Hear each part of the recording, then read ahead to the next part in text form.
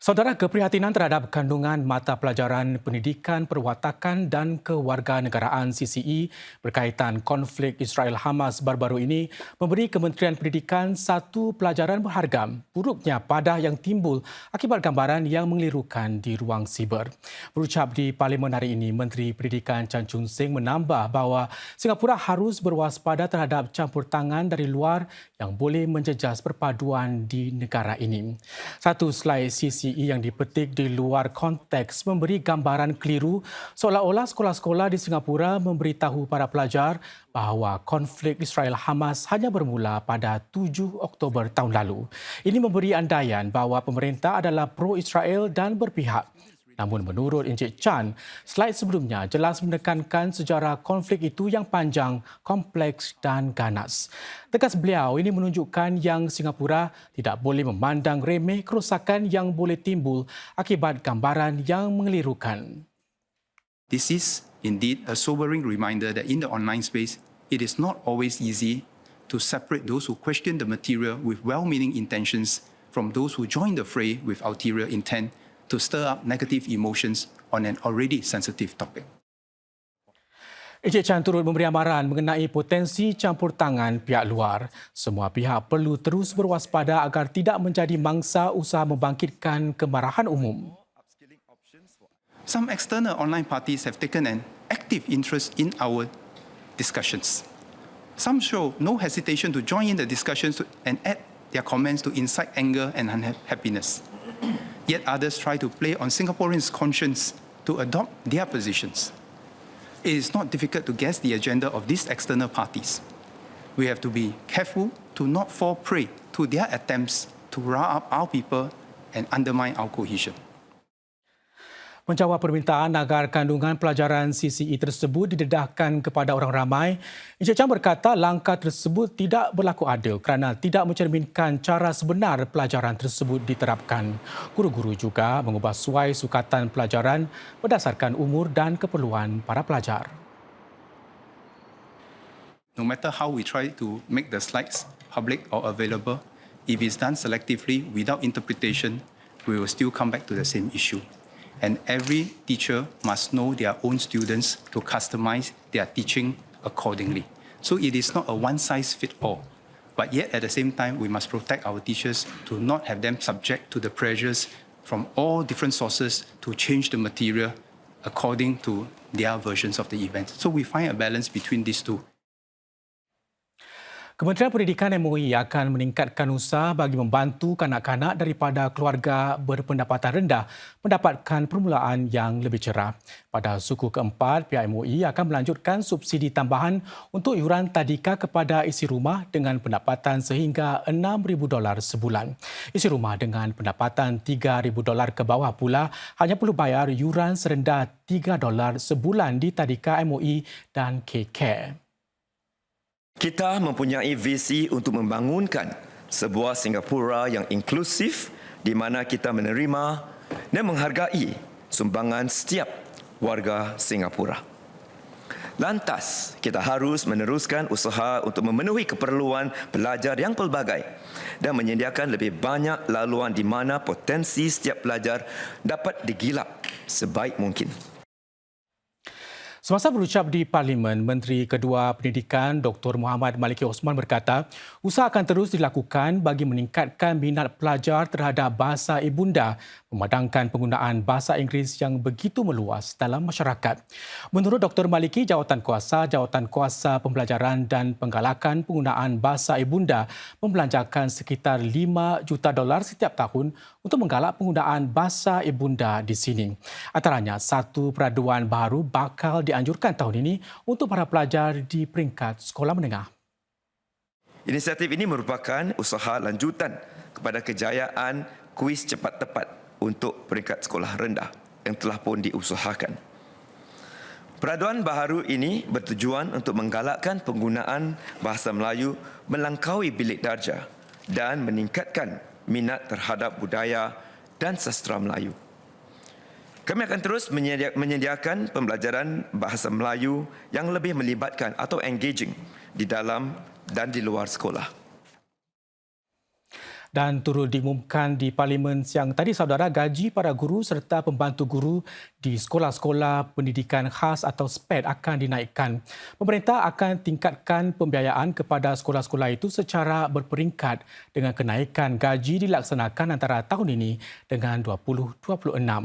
Gaji guru akan dinaikkan sehingga 12% manakala gaji pembantu guru pula sehingga 15%. Menjelang 2026, guru-guru SPED boleh meraih gaji antara $3,000 hingga $7,000 sebulan. Bagi pembantu guru pula, mereka boleh menjangkakan gaji bulanan antara $2,000 hingga $4,000. Dan mulai tahun ini juga gaji permulaan bagi guru dan pembantu guru akan dinaikkan masing-masing sehingga 15% dan 17%. Sehingga Disember 2023, kira-kira 36,000 pelajar di Singapura mempunyai keperluan pendidikan khas. Kira-kira 20% daripada mereka belajar di sekolah SPED. Bagi memenuhi keperluan ini, MOE sedang berusaha untuk menambah bilangan guru SPED sebanyak 350 orang menjelang 2030. Kami akur cabaran yang dihadapi ibu bapa. Kami akan terus meningkatkan usaha agar anak-anak daripada keluarga berpendapatan rendah, pelajar berkeperluan kompleks dan pelajar berkeperluan khas atau SEN diberikan peluang pendidikan yang lebih baik. Kami akan bekerjasama dengan agensi-agensi perkhidmatan sosial atau SSA untuk meningkatkan gaji guru-guru dan pembantu guru pendidikan khas atau SPED dan mengukuhkan pembangunan profesionalisme mereka. Dengan demikian, lebih ramai pelajar akan dapat belajar dan berkembang, tidak kira latar belakang atau keperluan mereka. Bakal terdapat perubahan kepada kriteria kemasukan untuk tahun pertama Politeknik mulai 2028 dengan pelaksanaan menyeluruh skim pengumpulan berdasarkan subjek secara penuh atau SBB. Pelajar sekolah menengah tidak lagi perlu mengambil kedua-dua subjek terpilih atau yang turut dipanggil subjek terbaik pada tahap ekspres atau G3. Sebaliknya, mereka boleh pilih untuk mengambil hanya satu daripadanya pada tahap G2 yang lebih rendah. Buat masa ini, para pelajar dinilai berdasarkan sistem 5 subjek G3 dan perlu mencapai skor agregat tidak lebih daripada 26 mata. Dengan perubahan ini, saudara, mereka sebaliknya dinilai menerusi 4 subjek G3 dan 1 subjek G2 dengan skor agregat tidak melebihi 22 mata. Bagi kedua-dua subjek terpilih di peringkat G3, subjek dengan keputusan lebih rendah akan dialihkan kepada tahap G2. Jadi, sekiranya jika seorang pelajar mendapat grade C6 dalam subjek itu, ia akan dikira sebagai 2 mata. Selaras dengan pengumpulan berdasarkan subjek penuh atau full SBB di peringkat sekolah menengah, profil-profil pelajar yang lebih pelbagai yang akan dapat memasuki tahun pertama Politeknik bermula pada tahun 2028. Perubahan-perubahan ini akan membolehkan para pelajar memilih subjek-subjek yang lebih sesuai dengan kekuatan dan kecenderungan pembelajaran mereka sendiri. Mulai 2026, para pekerja hanya boleh diminta untuk bersaraf apabila mereka mencapai usia 64 tahun sedang usia persaraan di Singapura dilanjutkan selama setahun lagi. Ini adalah sebahagian daripada langkah untuk menaikkan usia persaraan kepada 65 tahun menjelang 2030. Berucap di Parlimen siang tadi, Menteri Negara Tenaga Manusia Gan Xiao Huang berkata, usia pengambilan semula pekerja juga akan dinaikkan kepada 69 tahun pada 2026. Ini bermakna majikan mesti menawarkan pengambilan semula pekerja kepada para pekerja sehingga mereka mencapai usia 69 tahun. Some will need to adjust their manpower and upskilling plans to retain their senior workers. This is why we are taking a stepped approach and announcing the increase early. Come 2026, employers who have prepared well will be better placed to tap on their senior workforce to meet their business needs. Hampir 720,000 pencarum tabung simpanan pekerja CPF masih mempunyai dana dalam akaun khas atau SA mereka yang boleh dikeluarkan dengan bagi median kira-kira $2,000. Menurut Menteri Tenaga Manusia Tan See Leng, golongan inilah yang mungkin merasakan diri mereka dirugikan apabila akaun khas ditutup tahun hadapan. Pengumuman penutupan akaun khas CPF semasa pembentangan belanjawan 2024 menerima kritikan hebat dengan ada yang mempersoalkan waktu pelaksanaannya. Sebahagian pihak menyentuh tentang kadar faedah akaun biasa OA yang rendah serta kecairan aset akaun persaraan RA yang begitu terhad. Dr. Tan menegaskan bahawa wang simpanan dan kecairan aset yang lebih tinggi tidak sewajarnya meraih kadar faedah yang lebih tinggi juga. Tambah Dr. Tan, mereka yang terkesan akibat penutupan akaun khas merupakan golongan yang berpendapatan tinggi. The closure of the SA, together with a significant suite of measures for retirement adequacy that we will be rolling out, is part of the evolution of the CPF system. Fundamentally, the CPF system is designed to provide for members basic retirement needs as well as support their housing and healthcare needs. These members of the House are our core priorities.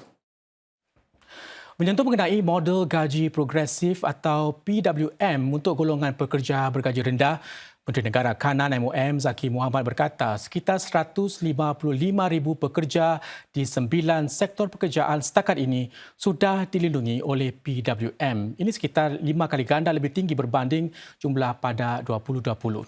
Selain itu, lebih 105,000 pekerja bergaji rendah dilindungi oleh Gaji Kelayakan Pekerja Tempatan atau LQS. Dan LQS adalah aras gaji minimum yang perlu dibayar majikan kepada pekerja raya tempatan jika mereka ingin mengambil pekerja asing. Jadi kami akan meningkatkan ambang LQS daripada $1,400 kepada $1,600 untuk pekerja sepenuh masa mulai 1 Julai 2024. Kami akan juga meningkatkan ambang LQS bagi pekerja sambilan secara serentak daripada $9 sejam kepada $10.50 sejam. Kedua, kami akan meningkatkan workfare untuk mengukuhkan lagi sokongan kami bagi pekerja bergaji rendah dan membantu mereka membina simpanan persaraan mereka.